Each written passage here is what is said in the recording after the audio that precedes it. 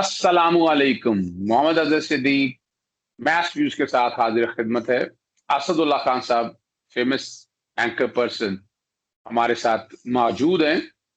और टॉपिक जो कि बहुत इसरार था पूरी दुनिया से और पाकिस्तान के खास तौर पर गिला किया कि कनाडा का जिक्र क्यों नहीं किया, तो आज हम जिक्र कर देते हैं कनाडा के दोस्तों को भी हवाले से भी। बाकी हमने सारे मुल्कों का जिक्र किया और वो आप लोग देख रहे हैं, प्रोग्राम इनपुट भी दे रहे हैं। और आज का टॉपिक हमारा बिल्कुल नैब कानून है।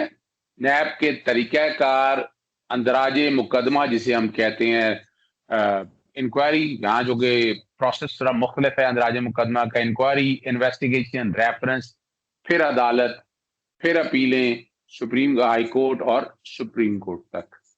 नैब का कानून आपको पता है, बुनियादी तौर पर यूएन कन्वेंशन और करप्शन 2005 आया था, लेकिन पाकिस्तान ने उससे पहले ही, जो कि बैनुल अक़वामी दुनिया पे एक वेव चली थी कि ये बाकायदा एंटी ग्राफ्ट बॉडी जो है ना वो तश्कील दी जाए। पाकिस्तान ने मियां नवाज शरीफ के दौर में 1997 में मशहूर ज़माना तसाबुर रहमान या सैफुर रहमान साहब ने 1997 में कमीशन बनाए, कमीशन एक्ट 1997 में बना। और 1999 में जब जनरल परवेज मुशर्रफ साहब ने गवर्नमेंट को गिराया, तो उस वक्त फिर 1999 का ऑर्डिनेंस तश्कील दिया। और आपको पता है उसी वक्त फिर ब्रॉडशीट कमीशन के हवाले से बातें जिक्र आपके सामने आई कि रिकवरियां कैसे लेनी थी और बड़े बड़े नाम आए। और उस वक्त के जो नाम हैं, जो ये पनामा के केसेस देख लें या बाकी केसेस देख लें, इन सब की चीज़ों की असल में खोज लगाने के लिए ही वो एक बेस बनी।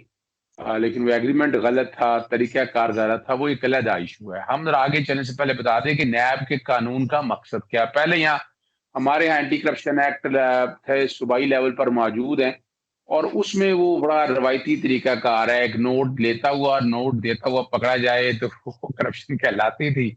और इस तरह वो सरकारी ऑफिसर्स का और प्राइवेट ऑफिसर, प्राइवेट लोग बड़े कम इन्वॉल्व होते थे, जो कि उसका लॉ जो है ना रीच नहीं कर सकता था। इस कानून के अंदर जो बनाया गया, 12 तरह के जराइम रखे गए। यानी कई लोगों ने एडवांटेजेस देना, एसआरओ, आपको पता है नवाज शरीफ वगैरह ने एसआरओ दे के एडवांटेजेस ले लिए।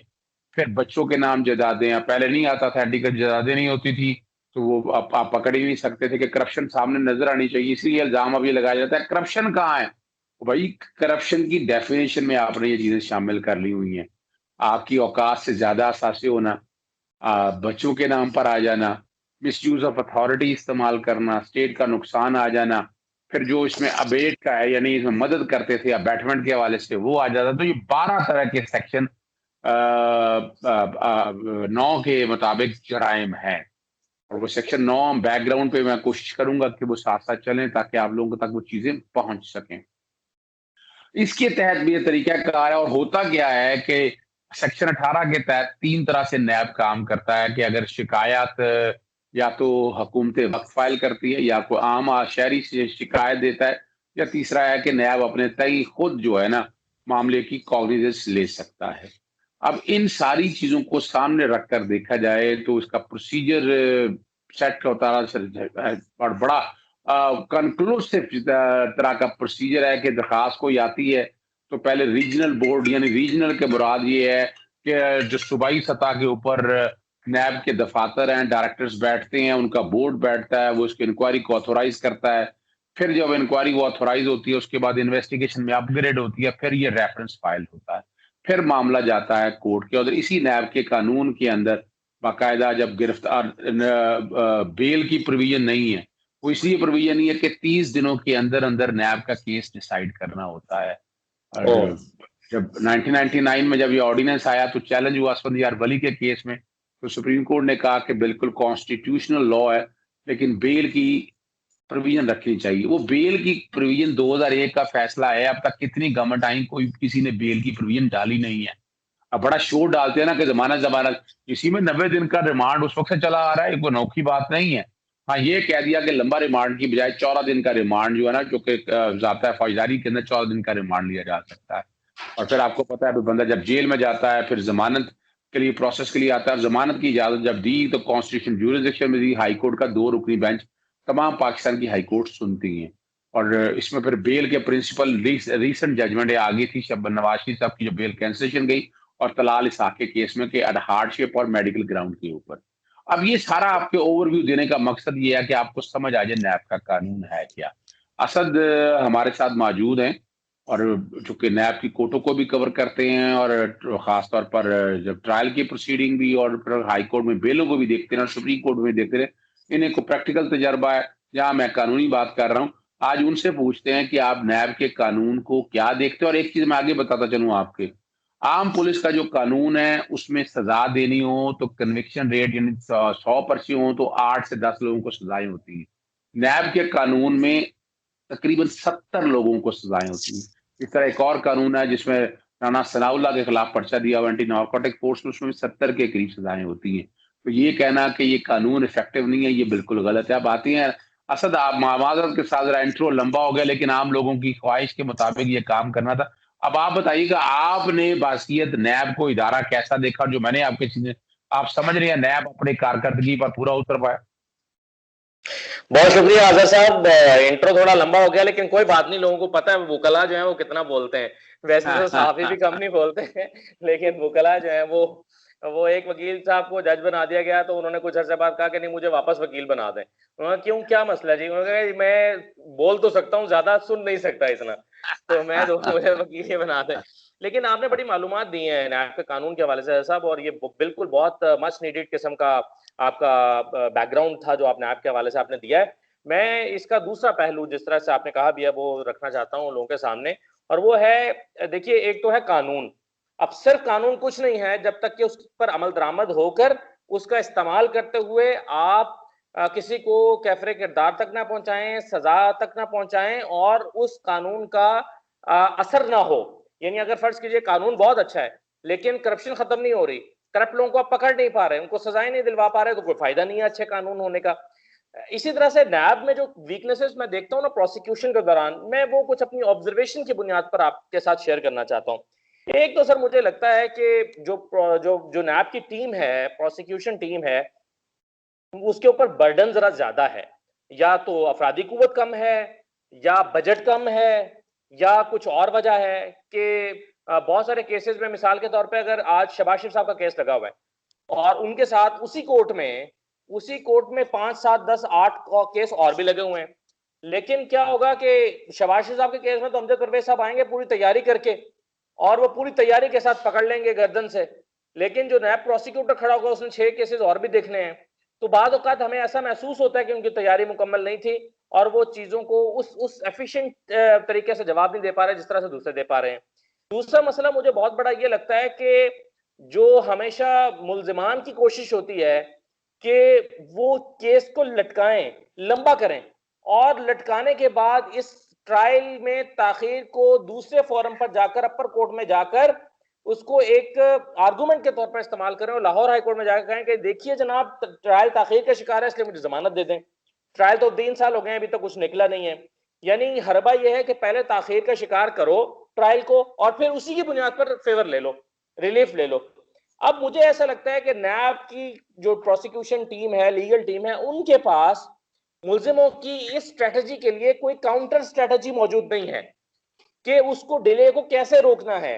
अब अगर आज फर्ज करें आकर एक मुल्जिम कहता है कि जी आज ये हो गया मुझे रुख्सत दे दें और आज समाअत ना करें, या फिर आज हमारे जो सीनियर वकील हैं वो मौजूद नहीं है तो आज समाअत ना करें, या आज मुल्जिम की तबीयत खराब है इस वजह से समाअत ना करें, या 1 घंटे की समाअत के बाद कहें अब चूंकि मुझे हाई कोर्ट जाना है तो इससे आज इतना काफी है बाकी जो है वो कर लें, और उस पर आमना व सदकना कह देते हैं। नैब के जो टीम है वो उसको रेजिस्ट नहीं करते, वो नहीं कहते कि जनाब इस तरह तो केसेस कैसे कंक्लूड होंगे, जनाब ये अगर जाना चाहते हो जाने दें, इनके जो इनके एसोसिएट्स हैं ये हमने देखे ना यही तो करना है कि हमने आज हमने बयान ही तो रिकॉर्ड करना है, जरा ये फिर कर लेंगे, आज बयान तो रिकॉर्ड करें, कार्रवाई तो मुकम्मल करें, तो रेजिस्ट नहीं करते। तो उससे मुझे लगता है कि ये जो ट्रायल है वो ताखीर का शिकार होता है। अब आप देखिए ना कि एक तरफ खड़े हुए हैं जनाब ख्वाजा हारिस साहब किसी केस में इस्लामाबाद में या लाहौर में भी, या अमजद परवेज साहब खड़े हैं, आजम तारड़ साहब खड़े हैं, उधर मैं किसी का नाम नहीं लेता लेकिन उधर खड़े हैं कि इस पर इमरान खान साहब भी जिक्र कर चुके हैं, वो कह चुके हैं कि जी एक तरफ करोड़ों रुपए फीस लेने वाला वकील है, दूसरी तरफ 70,000 रुपए तनख्वाह लेने वाला नैब का वकील है। तो इसमें फर्क पड़ता है, और शायद उसका एक मॉरल प्रेशर भी जो है वो एक कोर्ट के ऊपर आता है। तो ये जो है ना, ये मुझे बुनियादी मसाइल साहब लगते हैं कि जिसकी वजह से चीजें मंतकी अंजाम को नहीं पहुंचती। अच्छा, एक यही बात बता दें, आपने वो डिले का किया तो वो डिले में वो भी ऐड कर लें जो एकदम एक जमशेद को कलम के साथ नैब के जजेस ट्रांसफर कर दिए, आपने जी हाँ। देखा, और उसी का फायदा लेकर अभी तक अपॉइंट नहीं हुए, ये भी तो एक वन ऑफ द रीजन है। अच्छा, यहाँ हम जो आम बंदों के कॉन्टेक्स्ट में सिर्फ ये बताना चाह रहा, यानी जो मैं आपके सामने एक सवाल रख रहा था कि यहाँ करप्शन का लिंक नहीं साबित करना आपको कि पैसे लेते हुए देते हुए पकड़ा गया। अगर असासे आपकी औकात से ज़्यादा हैं, व्हाइट आपकी कॉलर क्राइम। हैसियत से ज़्यादा हैं, तो वो करप्शन कहलाएगी। आम बंदे समझते हैं, और इसका फ़ायदा क्या करप्शन का, जैसे नवाज़ शरीफ के केसेस देख लें आप। मिसाल के तौर पर अल अज़ीज़िया देख रहे हो आप, एवन फ़ील्ड देख लें, उनमें सज़ाएँ हुई हैं, बाकायदा सज़ाएँ हुई हैं, 10 साल सज़ा हुई है, 7 साल सज़ा हुई है, और उसमें वो करप्शन का नहीं, किस प्रोजेक्ट से पैसे लिए, ये इश्यू नहीं है। पैसे बाय ट्रांसफ़र हुए, उनके अकाउंट्स में मौजूद थे, पब्लिक ऑफिस होल्डर होते थे, उनके पास मनी ट्रेल नहीं था। जैसा कि जस्टिस काजी फाइसा के मिसेज के केस के हवाले से भी बात है कि मनी ट्रेल है नहीं, जाए उनकी मिसेज के नाम पर है, लेकिन वो पैसा पब्लिक ऑफिस होल्डर के दरमियान लिया गया है। तो उसके लिए वो साबित करना नहीं, वो सिर्फ इतना अमल ही जो है ना, वो करप्शन, ये डिफाइन किया, लेजिस्लेचर ने डिफाइन किया, और बिल्कुल पूरी दुनिया को कॉन्सेप्ट को सामने रख के दिया हुआ है।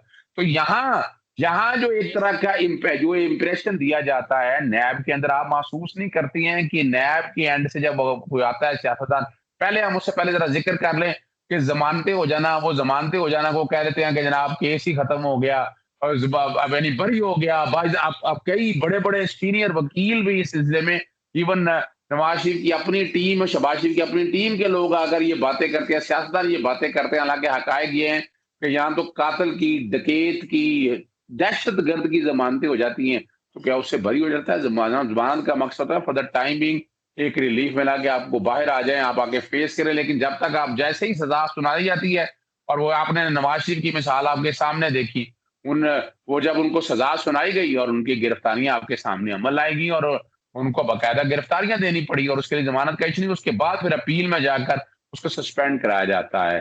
तो आप क्या समझते हैं, ये जो ये इंप्रेशन है, ये इंप्रेशन कैसे खत्म होगा, और इसमें कसूर किसका है? नैब का कसूर है, हुकूमत वक्त का कसूर है, या सियासतदान इसको गलत फिफ्थ जनरेशन वार के चक्कर में फायदा लेते हैं इस बात का? अच्छा, वैसे अज़हर साहब, ये जो ना जैसे 3 अगर आप इसको ट्राई का समझ लें कि एक मुल्ज़िम है, एक प्रोसिक्यूशन है, और तीसरा इसमें बहुत ही अहम फरीक जो है वो अदालत भी है। अच्छा, फिर अदालत जो है वो अगर अपना किरदार किसी भी वजह से नहीं अदा कर पा रही, बर्डन की वजह से या किसी और वजह से, तो उसका इम्पैक्ट आ जाएगा। मिसाल के तौर पे मैं अभी आपको शहबाज शरीफ साहब की जो ज़मानत हुई है उसकी मिसाल देता हूँ। उसमें अली बाकर नदवी साहब ने एक सवाल किया फैसल बुखारी साहब से, और उनसे पूछा कि जनाब ये जो आप जिन असासों का ज़िक्र करते हैं, ये जो असासे हैं, ये तमाम असासे जो शहबाज शरीफ साहब के आप बताते हैं या उनके डिपेंडेंट्स के बताते हैं, ये बताएं ये बने कैसे थे? ये पैसे किसके थे? कहाँ से आए? किकबैक्स कहाँ से आए? करप्शन कैसे? आपने इसको इन्वेस्टिगेट किया है? नहीं, फैसल बुखारी साहब से उन्होंने पूछा। फैसल बुखारी साहब ने एक नैब का कानून सामने रख दिया, पढ़ के सुना दिया, जो आप इसका आपने भी जिक्र किया है। फैसल बुखारी साहब ने कहा कि ये जो है, अगर आपके असासे आमदन से बढ़ रहे हैं, तो ये फिर जिस पर इल्जाम है उसकी पब्लिक ऑफिस होल्डर की जिम्मेदारी है कि वो बताइए असासे कैसे बढ़ गए। ओनस ओनस कहते हैं ऑनर्स कि ऑफ ओनस प्रूफ किया, उसके ऊपर ऑनर्स है, ऑफ प्रूफ किया। बटन ऑफ अप्रूवल अब के। इसके बावजूद उन्होंने ये सवाल दोहरा दोहरा कर 2-3 मरतबा अली बकर नकवी साहब ने कोर्ट रूम में उनसे ये किया। अच्छा, फिर उन्होंने एक और सवाल भी किया। उन्होंने कहा कि आप जिनकी बात कर रहे हैं वो तो सलमान शहबाज है, वो तो फलां है, आप शहबाज शरीफ की तो पिटिशनर की तो बात ही नहीं कर रहे। पिटिशनर पे बताए ना क्या है? तो उन्होंने कहा कि जनाब पब्लिक ऑफिस होल्डर के यही बेनामीदार होते हैं या डिपेंडेंट्स होते हैं, कानून उन्हीं का जिक्र करता है सेक्शन 9A5 में। ये आप इसका फायदा अगर मुलजिम को मिल जाए कि जनाब ये तमाम सबूतों में वो साहब खुद तो हैं ही नहीं, ठीक है जी, और उनका तो जिक्र ही नहीं है, टीटियां तो आई हैं उनके बेटे के नाम पे, तो ये मासूम हो गए। कानून ये नहीं कहता। अगर कानून ये कहता तो फिर तो ठीक था। बहुत सारे केसेस में अगर कानून ये कहता फिर तो बेनिफिट ऑफ डाउट मिल गया ना। लेकिन नैब का कानून ये कहता है। अब कानून की इंटरप्रिटेशन जाहिर है आज़ाद साहब आप जानते हैं अदालतों ने करनी है। अगर अदालतें इस अंदाज में इंटरप्रिटेशन कर रही होंगी तो फिर हम नहीं कह सकते कि नैब की प्रोसिक्यूशन जो है वो किस अंदाज में होगी। मैं फैसल बुखारी साहब के उस दिन केस लड़ने पर मुझे जाती तौर पर कोई कमी महसूस नहीं होती। अब उनकी और डिफरेंट रीजन हैं, ट्रायल में ताखीर हो सकती है, बूढ़े हो सकते हैं, बीमार होने का एज मिल सकता है, उनको 7 महीने से कैद होने का एज मिल सकता है, लेकिन प्रोसिक्यूशन वहां पर मुझे वो कन्विंसिंग लगे उनके आर्गूमेंट सारे के सारे। अच्छा, अब यही दूसरा बात है। मामला सर ये है कि हाँ, जी यही एक बात तो कि सवाल ये चल रहा है, इसी को सामने रख के आपको याद होगा जब ये मामला डिवीजन बेंच के सामने था जस्टिस मोहम्मद सरफराज जोगर और असद जावेद गुराल साहब के पास, तो सरफराज जोगर साहब ने भी किया कि इनकम टैक्स की रिटर्नों में डिक्लेयर कर दिया है, तो वो करप्शन कहाँ से हुई? अब इसका सवाल हम बड़ा सीधा सा, मैंने आपके सामने पहले भी कहा था और बताया भी था कि मैं अगर टैक्स देता हूँ, लेकिन मैं पैसा जो है मैं कमाता हूँ करप्शन से, या पैसा मैं कमाता हूँ डकैती से, या पैसा कमाता हूँ मनशियात बेचकर, तो वो पैसा डिक्लेयर करने से पैसे का इम्पैक्ट तो वाइट आ गया, लेकिन असल जो आपका एक्ट था जहां से आपने पैसे इकट्ठे किए वो फौजदारी, वो जुर्म है, वो जुर्म काबिल दस्तदाजी, पुलिस है, एएनएफ है या नैब है, तो वो तो नेचर चेंज नहीं होगी, उसकी सजा ये, और फौजदारी कानून बड़ा क्लियर है। और वहां भी ये बात बड़ी वाज़ेह थी, और ये जजेस को भी ये सोचना है अपने टाइम, जजेस का काम इंटरप्रिटेशन करना, और इस तरह के सवाल अगर आप करें, जस्टिस असद जावेद गुरवाल साहब ने इसको बड़ा वाज़ेह तौर पर मीट किया, और इन्होंने बाकायदा वो डेडलाइन भी दी कि 1 मई 1985 से लेकर अब तक नैब को इख्तियार दिया हुआ है, कानून ने इख्तियार दिया, इसलिए वो बाकायदा तहकीक भी कर सकते हैं, इन्वेस्टिगेट भी कर सकते हैं। तो मैं जो बात असल जो आपके साथ रखना चाहता हूँ कि चीजों सबको रख के आप नहीं महसूस करते कि जो आपके मीडिया टॉक हो रही होती है, वन साइडेड चल रही होती है, अगर हुकूमत वक्त बात करती है तो वो कहती है हुकूमत का गठजोड़ है, तो यहाँ के नैब के अंदर से इस बारे में कोई प्रेस ब्रीफिंग ना सही, लेकिन क्लैरिफिकेशन तो आनी चाहिए, ये क्या वजह है, क्यों ऐसा नहीं हो पाता ये बहुत इंपॉर्टेंट बात है वैसे अजहर साहब जो आपने की है उसकी, और मैं इस पर एक एग्जांपल देना चाहता हूं। अभी शहबाज शरीफ साहब ने जो पिटीशन अपनी जमानत के लिए दायर की थी लाहौर हाई कोर्ट में, उस पिटीशन में उन्होंने शिकवे के अंदाज में ये लिखा है कि जनाब नैब लाहौर के जो डीजी थे शहजाद सलीम साहब, वो टेलीविजन टॉक शोज में अपीयर होकर मेरे केस पर बात करते रहे, जिसको बड़े काबिल एतराज अंदाज में उन्होंने एक्सप्लेन किया है उस पिटीशन में, रिटन में, कि जी ये क्यों हुआ। अब सवाल यह है कि आपके रोजाना 20 लोग जो है वो 70 टॉक शोज में बैठकर तो ये बात करें कि नैब जो है वो सियासी हो गया है, नैब इंतकाम कर ले रहा है, नैब हुकूमत की कठपुतली है, लेकिन अगर नैब की तरफ से आकर कोई उसकी वजाहत करे या स्टेटमेंट दे तो आप समझते हैं कि ये उसका हक नहीं है, ये नहीं करना चाहिए। चले डीजी ना करे या चेयरमैन नैब ना करे, तो इस बात को किसी तर्जुमान नैब को मुकर्रर कर देना चाहिए, नैब का तर्जुमान आके उसको एक्सप्लेन कर दे, अपना वर्जन दे दे, ताकि जो वन साइडेड स्टोरी चलती रहती है, नैब का मौकफ आता नहीं है, कभी कभी प्रेस रिलीज किसी चीज पर आती है लेकिन वो भी बड़े मोहतात अंदाज में।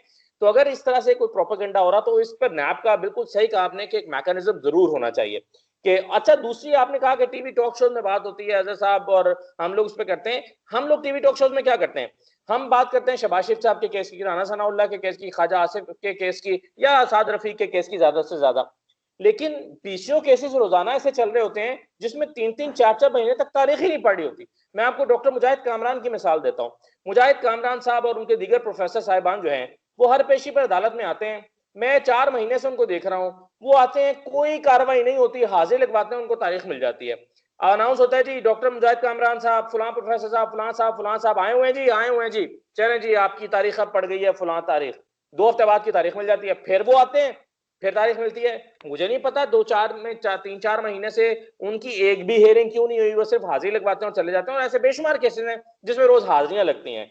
अब ये 30 डेज या तो आप खत्म कर दें या कोर्ट्स की तादाद बढ़ाएं, यानी हुकूमत का कानून हुकूमत के इकदामात के साथ आपस में क्लैश कर रहा है। इकदाम यह है कि 5 हाई कोर्ट्स हैं, कानून यह है कि 30 डेज में करना है, ये दोनों चीजें इकट्ठी नहीं चल सकती। 30 डेज और 5 कोर्ट सारे केसेस को कैटर नहीं कर सकते, और इसको आप नहीं नहीं, देखते हैं ना दलील। यहाँ रुकना है आपने, यहाँ जुमला यहाँ सर, यहाँ जरा इसको रुकना है, एक जुमला सर कह रहे हैं, यहाँ। वो ये है कि हाँ, ये देखिए ना, इसी को दलील के तौर पर इस्तेमाल किया जमानतें लेने के लिए कि जनाब ये देखें 46 टोटल केसेस हैं, 43वां या 44वां हमारा केस है, तो हमें तो 2 साल लग जाने अभी, तो कोर्ट्स की कम तादाद को बेल लेने के लिए इस्तेमाल किया गया जी।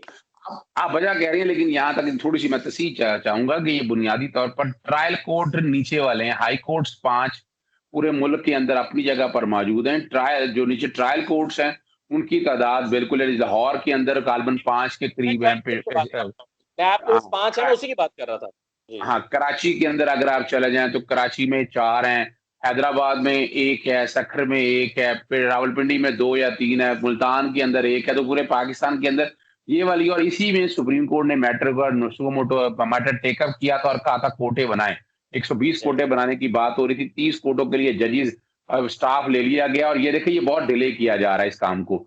अगर आज अगर जजेस की तादाद बढ़ा दी जाए और डे टू डे ट्रायल शुरू कर दिए जाए तो शायद, और ये अगर आपने शुरू कर दिया ना तो बड़ा मुश्किल हो जाएगा। नैब के लिए भी मसाइल बनेंगे, नैब को परफॉर्मेंस देनी पड़ेगी, और दूसरी तरफ ये जो बिलों का एडवांटेज या ये लिया जाता है ये खत्म हो जाएगा। दूसरा साथ एक एलिमेंट और भी है, और वो आपने प्रोसिक्यूटर का छेड़ा है। यहाँ प्रोसिक्यूटर, जहाँ हाई कोर्ट की हद तक तो ठीक है, लेकिन लोअर कोर्ट्स के अंदर प्रोसिक्यूटर्स की वो परफॉर्मेंस नहीं आई है, और उसकी मेन रीजन जो है वो वजह यही है कि पैसे कम मिलते हैं, तो नीचे आने वाला वकील बड़ा सोचता है कि मुझे पैसे कम मिलने हैं तो मैं क्यों, क्या जरूरत पड़ी है, मैं भी ये काम करूं, फिर तवज्जो नहीं देता। फिर उसके अलावा विजिलेंस उनकी नहीं है, परफॉर्मेंस इस हवाले से नहीं है कि उनकी बाकायदा day to day performance evaluate इस कॉन्टेक्स्ट में होना चाहिए कि प्रोसिक्यूटर ने कितना काम किया, कहीं वो कोशिश वो कर रहे हैं बेचारे जितने भी अपने तौर पर हैं, लेकिन उस तरह से बात नहीं, जो भारी भरकम वकील होते हैं, पैसे बड़े दिए होते हैं, जहां भी तो एक कोशिश होनी चाहिए कि इस एलिमेंट के लिए भी पैसों की बढ़ाने की बात, यानी मिसाल के तौर पर नैब के दफ्तरों के अंदर स्टाफ कम था, मैनेजरियल स्टाफ कम था, स्टेनो कम थे, गाड़ियां कम थी, मैंने बड़ा शोर डाला, बजट बढ़ाने की बात की, बजट बढ़ाने ही देते थे, हुकूमत वक्त की तरफ देखना पड़ता था इस सारे मसले को, और हुकूमत वक्त अपनी मर्जी से सारे काम को लेकर चलती है।